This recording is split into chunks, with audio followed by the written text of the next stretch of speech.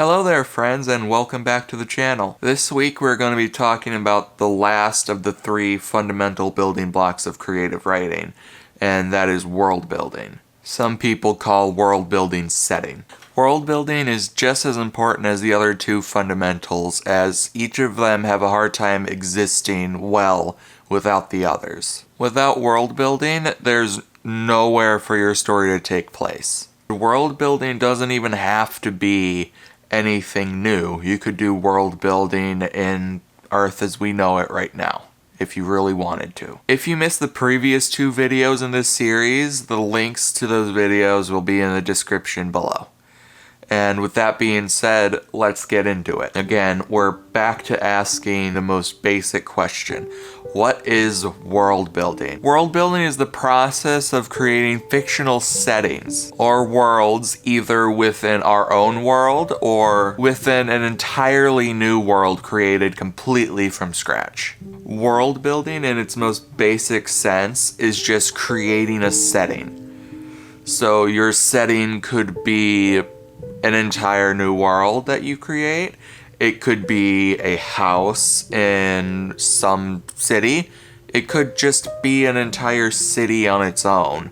If you build a city or a house that does not exist in real life, you are world building. So if anyone tells you creating something on the earth as we know it is not world building, they are completely wrong. As long as you build something new in the world or add something to our world, you are world building. Speaking of that, we're going to move on to the types of world building. You have two different kinds of world building.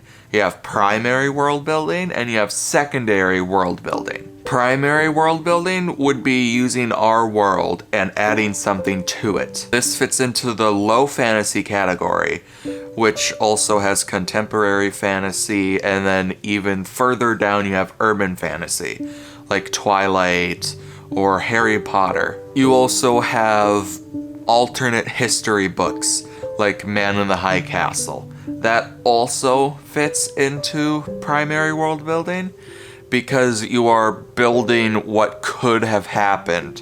Now we get to learn about my favorite type of world building. Secondary world building is when you build the world from scratch, and it's completely new. It's not Earth in the future or in the past. It's somewhere completely different from where we are now. This comes with high fantasy, and high fantasy is my favorite kind of fantasy because you get all this freedom when you're writing it. It's not you're stuck with the rules of this world. You can create completely new rules. These completely new rules can change everything. You don't have to stick with the physics of Earth or anything that we know. You can completely change everything you wanted to. Secondary world building just gives you so much more freedom, and it's really fun to create these things that come together to make either high fantasy stories like Game of Thrones or other stories like space operas with Star Wars, where you have thousands of different planets to explore. Now we're going to move on to the fundamentals of world building. And there are 5 fundamentals of world building. These fundamentals can be mixed and mashed together to create a different structure for you, but this is how I personally work through world building, and I always start with these 5 things. The first fundamental is geography. Geography encompasses everything about the physical world. Your landscape, your climate, your flora, and your fauna. These things and more come together to build the geography of your world. They need to exist outside of this world if you do indeed create that new world. Of course, your geography can be completely different than what we have here on Earth. The second fundamental of world building is people and politics. People and politics include government, languages, races, economy, stuff like that. Obviously, if you're not writing a political thriller, you don't want to put all your time into politics and people. If you're not really going into it, there's really no point. And that can be said for all of them. If you're not going to use one of these fundamentals a lot in your story and don't focus on it that much, then you don't have to put it in your story or even build it up that much. The third fundamental is culture. Your culture includes art, like paintings and drawings and architecture. It also includes your social rules and your religions. I've known people to come up with a completely new pantheon of gods. I've seen people come up with multiple different religions in one story because they just have fun with creating things like this. The fourth fundamental is history. History includes the world history, what has happened throughout history from before documents are being made about the history of the world. Could some of your world history be shrouded in mystery that no one actually completely understands? Your history can also include power shifts, like what races have power at what time, if there's been any coups in your history, if there's been one kingdom that has risen and fallen to power. Then you can also go into recent and ancient history. What has happened recently to shape the world? What happened in the ancient world of your world that caused things to happen as they are happening in your story as you write it. The fifth and final fundamental of world building is magic and technology.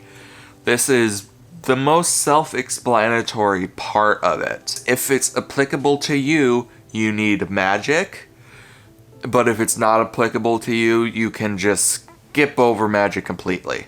And then it also covers technology, weaponry, it can cover medicine, it can cover all sorts of things. You could have guns, you could have swords, you could have herbs, you could have modern medicine, future medicine.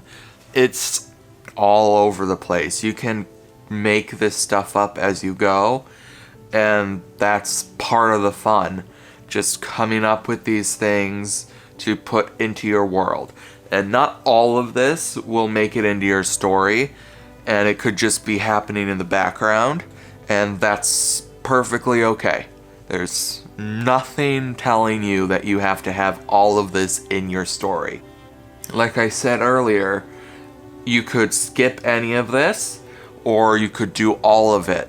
But really, my suggestion would be to take one or two of them and roll with those. And what I mean by that is choose magic and weaponry and geography and use those as what you build most. You don't want to be caught in the world building hole too long, which is why I don't suggest you do all of them in every single world you build.